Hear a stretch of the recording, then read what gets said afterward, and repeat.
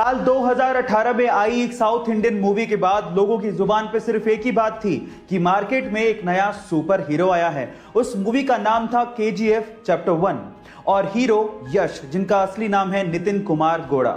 Guys, यश KGF chapter 1 के बाद रातों रात सुपरस्टार बन गए, लेकिन उनकी लाइफ का एक ऐसा पहलू है जिसे जानने के बाद आप लोगों को बहुत प्राउड फील होगा। जी हां गाइस, यश के पिताजी रोडवेज बसों में बस ड्राइवर हैं और यश का इतना नाम होने के बावजूद भी आज भी उनके पिताजी बस चलाते हैं। उनका यह कहना है कि इसी काम की वजह से यश इतने बड़े सुपरस्टार बने हैं। गाइस, उनके पिताजी का जमीन से जुड़ा होना कहीं ना कहीं यश की स्टारडम का कारण भी है।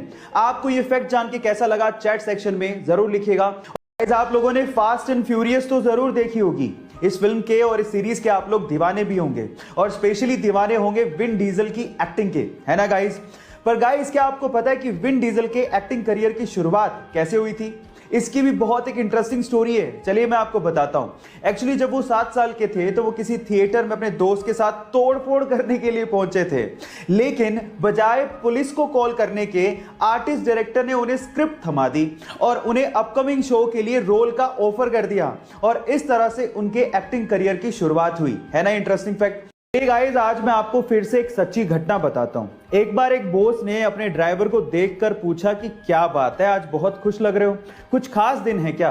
तो उस ड्राइवर ने कहा कि सर, आज का दिन मेरे लिए बहुत स्पेशल है क्योंकि आज मैंने रतन टाटा जी को कार ड्राइव करते देखा। तो बॉस ने कहा कि इसमें क्या खास बात है? तो उस ड्राइवर ने कहा कि सर, जब वो कार ड्राइव कर रहे थे तो मैंने उनको अभिवादन देने के लिए हाथ हिलाया और बदले में उन्होंने मुझे रिस्पॉन्ड किया, इसीलिए आज मैं बहुत खुश हूं, मेरा दिन बन गया। सच अ ग्रेट पर्सनैलिटी।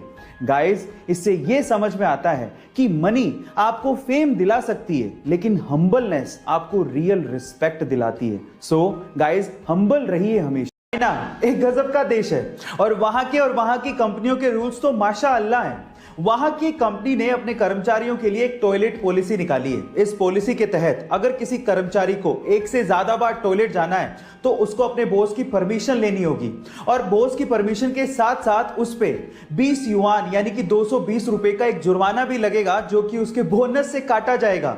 और कंपनी का इस पे यह कहना है कि उन्होंने ये फैसला कर्मचारियों के आलसपन की वजह से लिया है। पता नहीं चीन और चीन की कंपनियां कहां पे जाके रुकेंगी। एलॉन मस्क, जो कि रिसेंटली ही अमीर लोगों की सूची में नंबर 1 पर आ गए थे, उसकी वजह आप जानते हैं? उसकी वजह है टेस्ला कंपनी और उसके बढ़ते हुए शेयर प्राइसेस। लेकिन क्या आपको पता है कि एलॉन मस्क ने एक बार ट्वीट करते हुए लिखा था कि जब टेस्ला कंपनी के बुरे दिन चल रहे थे तब एलॉन चाहते थे कि एप्पल कंपनी टेस्ला को एक्वायर कर ले, लेकिन एप्पल कंपनी के सीईओ टिम कुक ने एलॉन मस्क से मिलने तक से मना कर दिया था और आज टेस्ला कंपनी दुनिया की मोस्ट वैल्यूएबल कार कंपनी है, जिसकी वजह से एलॉन मस्क दुनिया के सबसे अमीर लोगों की सूची में इतने ऊपर पहुंच गए हैं। गाइस, समय का पहिया है, एक बार जरूर घूमता है, ये सबको ध्यान रखना चाहिए। गाइस, फिर से एक केबीसी का सवाल पूछता हूं। आप लोगों ने नोकिया कंपनी का नाम तो जरूर सुना होगा और नोकिया मोबाइल आपने या आपके किसी फैमिली मेंबर ने यूज भी किया होगा।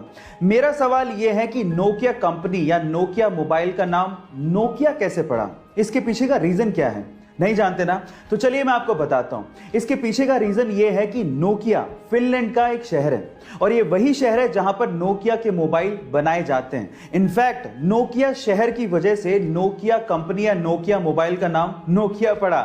है ना अमेजिंग फैक्ट। गाइस, ऐसे अमेजिंग फैक्ट्स के लिए यूट्यूब पे हमारे चैनल को सब्सक्राइब कर लीजिए और अगर आप इंस्टाग्राम पे देख रहे हैं तो मुझे फॉलो करना मत भूलिएगा। मिलते हैं अगली वीडियो में।